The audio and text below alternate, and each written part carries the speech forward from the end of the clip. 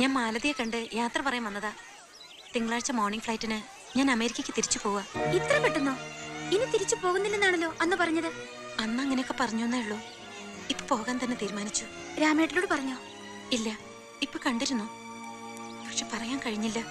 ഞാനൊരു കാര്യം പറഞ്ഞ മീര കേക്കുവോ? എന്താ? അപ്പു എന്നോട് ചിലത് പറഞ്ഞിരുന്നു. രാമേട്ടനും മീരയും നല്ല ഫ്രണ്ട്സ് ആണെന്നും രാമേട്ടന്റെ മനസ്സിൽ അതിൽ കവിഞ്ഞ എന്തോ ഒരടുപ്പം മീരയോടുണ്ടെന്നും ഒക്കെ. ഏയ്, അങ്ങനെയൊന്നുമില്ല. അതോർത്ത് മാലതി വിഷമിക്കണ്ട. ഞാനിനി കമ്മീഷണറെ കാണുക പോലുമില്ല. എന്താ ഇങ്ങനെയൊക്കെ പറയുന്നേ? പുറമേ അട്ടഹസിക്കുമെങ്കിലും ചേച്ചിയുടെ മരണശേഷം രാമേട്ടന്റെ ഉള്ളിൽ തീയായിരുന്നു എന്ന് എനിക്കറിയാം. സ്വല്പമെങ്കിലും അതിന് ആശ്വാസം നൽകിയത് മീരയുടെ സാമീപ്യമാണ്. കഴിയുമെങ്കിൽ എന്റെ രാമേട്ടനെ രക്ഷിക്കണം. മീര ഉടനെ തിരിച്ചു പോകുമെന്നറിഞ്ഞാൽ രാമേട്ടന് വിഷമം തോന്നും. അപ്പൊ മാലതിയുടെ മനസ്സിൽ രാംനാഥ് സാർ ഇല്ലേ? ഇല്ലെന്നോ? എന്റെ ദൈവ രാമേട്ടൻ. എന്റെ അച്ഛനും ചേട്ടനും എല്ലാം രാമേട്ടനാ. രാമേട്ടനും മീരയും ഒന്നിച്ച അതിൽ കൂടുതൽ എനിക്കൊരു സന്തോഷവുമില്ല. എന്താ ഒന്നും മിണ്ടാത്തെ? എന്ത് പറയണമെന്ന് എനിക്കറിയില്ല. എന്നാ ടിക്കറ്റ് ക്യാൻസൽ ചെയ്യണം. ചെയ്യോ?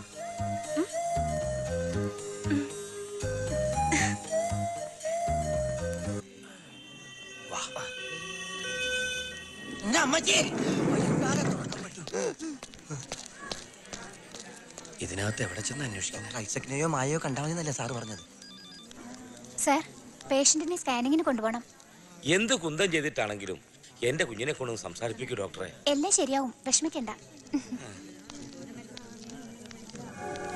പേഷ്യന്റിനെ എവിടെ കൊണ്ടുപോയാലും തന്റെ ശ്രദ്ധ ഉണ്ടാവണം സർ.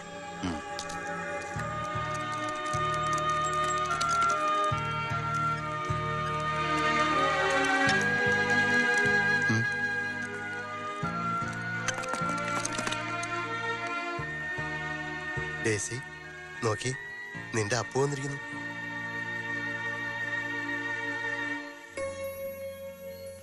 ഡേസി, ഡേസി, ഡേസി, ഏയ് മോളെ.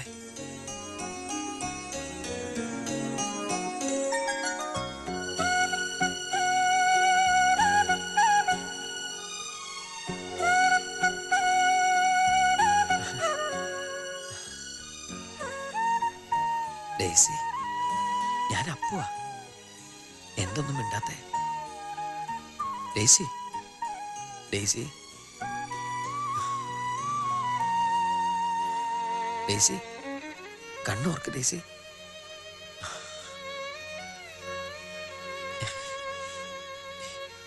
ഏയ്,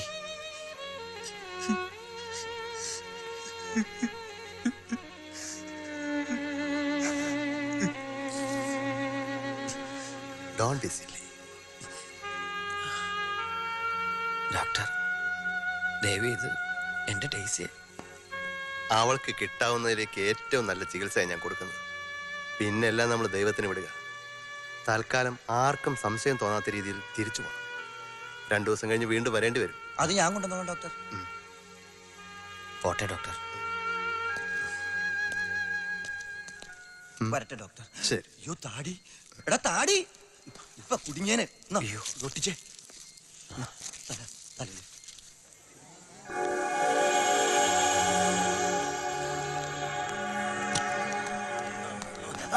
കർത്താവ് അനുഗ്രഹിക്കട്ടെ. അച്ഛന്മാരെന്താ ഇവിടെ? ജീസസ്. വേദന കൊണ്ട് പൊളയുന്ന രോഗികൾ.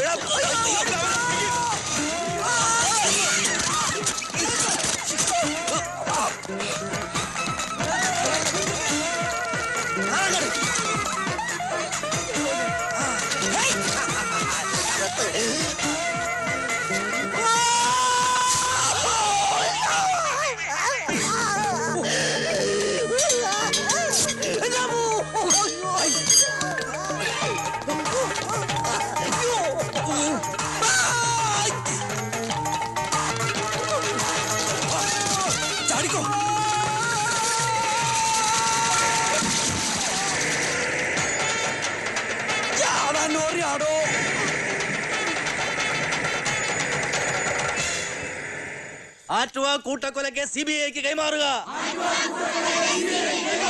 മുഖ്യമന്ത്രി രാജിവെക്കുക. പോലീസ് തീരുമാനിക്കുക. 10-40 വർഷമായിടോ ഞാൻ എന്റെ ഈ രാഷ്ട്രീയ ജീവിതം ആരംഭിച്ചിട്ട്.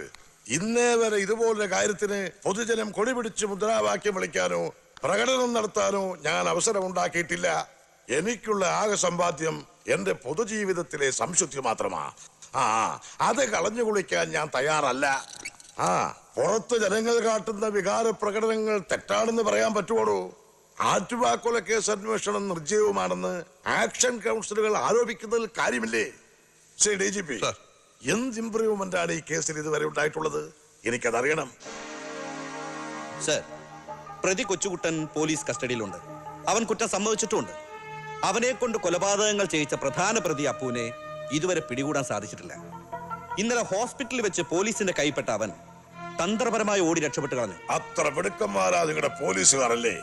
പോലീസുകാരുടെ കുഴപ്പം മാത്രമല്ല സർ, ആ ക്രിമിനലിനെ സംരക്ഷിച്ചിരിക്കുന്നതും ഒളിപ്പിച്ചിരിക്കുന്നതും പോലീസിന്റെ തലപ്പത്തിരിക്കുന്ന ചിലർ തന്നെയാണ്. ആരെയാ നിങ്ങൾ ഉദ്ദേശിക്കുന്നേ? കമ്മീഷണർ രാമനാഥൻ. അയാളും അപ്പുമായുള്ള അതിര് കവിഞ്ഞ റിലേഷൻ അങ്ങാടിയിൽ പാട്ടാണ് സർ. ചേരിയിൽ ഒരു അധോലോക സംഘം തന്നെ അയാൾ വളർത്തിയെടുത്തിട്ടുണ്ട്. ഈ കൊലപാതകങ്ങളുടെ സൂത്രധാരനും രാമനാഥനാണെന്ന് കൊച്ചുകുട്ടന്റെ മൊഴിയിൽ സൂചനയുണ്ട്. കേസിന്റെ ചുമതല എനിക്കും DYSP സിദ്ധാർത്ഥനുമാണെങ്കിലും പ്രതിയെന്ന് സംശയിക്കപ്പെടുന്ന ഒരാൾ തന്നെ സിറ്റി പോലീസ് കമ്മീഷണർ സ്ഥാനത്ത് തുടരുമ്പോൾ എങ്ങനെയാണ് സാർ കേസന്വേഷണം സുഗമമായി നടക്കുക? എന്താണ് ഇതിനൊരു പരിഹാര മാർഗം? കമ്മീഷണർ രാമനാഥനെ സർവീസിൽ നിന്നും സസ്പെൻഡ് ചെയ്ത് മാറ്റി നിർത്തണം. കേസ് അന്വേഷണം കഴിയും വരെയെങ്കിലും. ഏതായാലും ഒരു കൊലക്കേസിന്റെ പേരിൽ മന്ത്രിസഭയുടെ പ്രതിച്ഛായ തകരാൻ ഞാൻ അനുവദിക്കില്ല. കേസ് അന്വേഷണം പൂർത്തിയാക്കാൻ അയാളെ സസ്പെൻഡ് ചെയ്തേ തീരുമെങ്കിൽ സസ്പെൻഡ് ചെയ്യണം.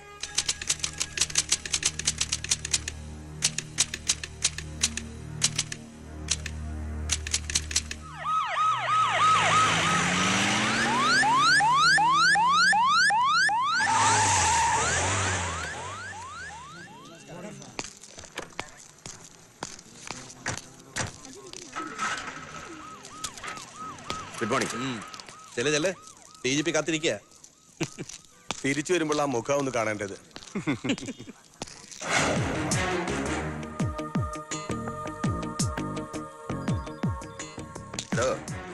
അങ്ങനെ നാഴികക്ക് 40 വട്ടം മുഖവും തരവും മാറുന്നവനല്ല രാമനാഥൻ. ഈ തൊപ്പിയങ്ങ് തെറിച്ചു പോയാലും ശരി, എനിക്കിട്ട് പണിയാൻ വരുന്നവനെ നടുറോട്ടി പിടിച്ചു നിർത്തി കരണക്കുറ്റി അടിച്ചു പൊളിക്കാനുള്ള കരുത്തി കൈകൊണ്ട്. കാണോ എനിക്ക്? കാണോ സർ?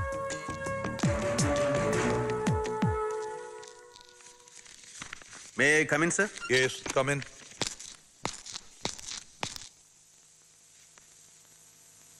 രാംനാഥൻ ഇരിക്കെ. വേണ്ട സർ. ഇരിക്കടോ. മിസ്റ്റർ രാമനാഥൻ, എങ്ങനെ തന്നോട് പറയണമെന്ന് എനിക്കറിയില്ല. സാറിന് പതിവില്ലാത്ത ടെൻഷനിലാണെന്ന് തോന്നുന്നു. ആറ്റുവാ കൊലക്കേസ് ശരിക്കും ഒരു തലവേദനയായി അല്ലേ സർ? ഡെഫിനറ്റ്ലി അതൊരു തലവേദന മാത്രമായിരുന്നു ഇന്നലെ വരെ. ബട്ട് ഇന്നിപ്പോ അതെന്റെ സ്വകാര്യമായൊരു ദുഃഖം കൂടിയാവുകയാണ്. എങ്കിൽ സാറിന്റെ ടെൻഷൻ മാറ്റാനുള്ള ഒരു ഒറ്റമൂലിയായിട്ടാണ് ഞാൻ വന്നിരിക്കുന്നത്. കേസിന്റെ അന്വേഷണ ചുമതല എനിക്കല്ലെങ്കിലും കൊലക്കുറ്റം എന്റെ തലയിൽ ചാർത്തിത്തരാനുള്ള ശ്രമങ്ങൾ തകൃതിയായി നടക്കുന്ന സ്ഥിതിക്ക് എന്റെ നിരപരാധിത്വം തെളിയിക്കേണ്ട ആവശ്യം എന്റെ ആണല്ലോ സർ. അതുകൊണ്ട് ഒരു കോൺഫിഡൻഷ്യൽ എൻക്വയറി ഞാനും നടത്തി. പോലീസിനെ പേടിച്ച് കൊച്ചുകുട്ടന്റെ കുടുംബം ഒളിവിലാണെന്നാണല്ലോ അന്വേഷണ ഉദ്യോഗസ്ഥന്മാരുടെ വ്യാഖ്യാനം. That's absolutely wrong sir. കഴിഞ്ഞ ദിവസം കൊച്ചുകുട്ടന്റെ അച്ഛന്റെ പേരിൽ മൂന്നാറിൽ 150 ഏക്കർ എസ്റ്റേറ്റും ഒരു ബംഗ്ലാവും രജിസ്റ്റർ ചെയ്ത ഡോക്യുമെന്റിന്റെ കോപ്പിയാണ് സർ. ചേരിയിലെ അത്താഴപ്പട്ടണിക്കാരായ കൊച്ചുകുട്ടന്റെ കുടുംബം ഒരു പുലർച്ചയ്ക്ക് എങ്ങനെയാണ് സർ കോടീശ്വരന്മാരാവുന്നത്? ദാറ്റ് മീൻസ് കൊലക്കുറ്റം ഏറ്റെടുത്തിന് കൊച്ചുകുട്ടൻ ആരോ കൊടുത്ത പ്രതിഫലമാണ് ആ എസ്റ്റേറ്റ്. അപ്പോ പ്രതി വേറെ ആരോ ആണ്. Anyway, congratulations Ramanathan. Thank you sir. But I have A request. ഡിപ്പാർട്ട്മെന്റിൽ എന്റെ ഗുരുസ്ഥാനത്താണ് ഞാൻ ഇങ്ങനെ കാണുന്നത്. അതുകൊണ്ട് അപേക്ഷിക്കാൻ ആറ്റുവാ കൊലക്കേസിന്റെ ഇൻവെസ്റ്റിഗേഷന്റെ ചാർജ് എനിക്ക് വിട്ടുതരണം. എന്റെ ജീവൻ വിലകൊടുത്തായാൽ പോലും യഥാർത്ഥ കുറ്റവാളികളെ ഞാൻ നിയമത്തിന്റെ മുമ്പിൽ കൊണ്ടുവരും. ഇത് രാമനാഥന്റെ വാക്കാണ് സർ. വാക്ക് മാത്രമല്ല സർ, ഒരു വാശി കൂടിയാണ്. For that you have to convince the chief minister and get the necessary order sir, please. Thank you sir. Okay.